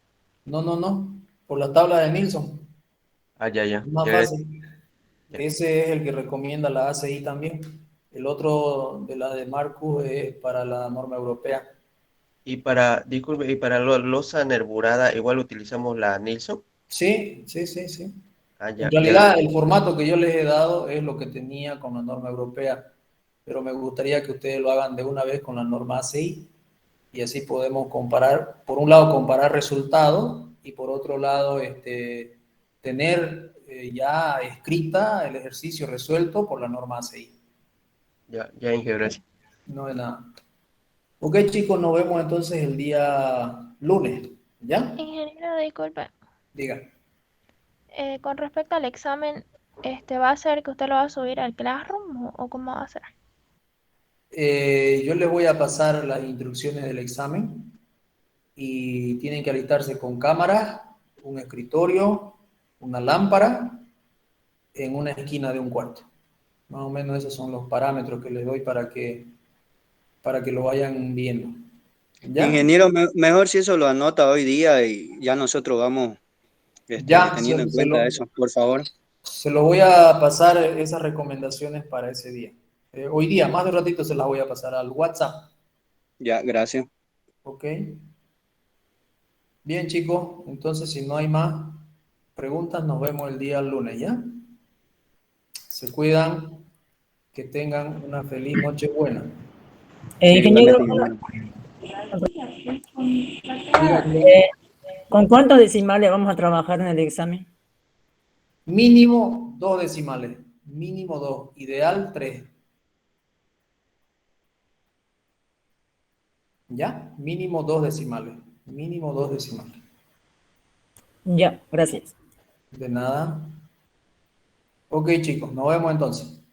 Cuídense mucho. Saludos, ingeniero.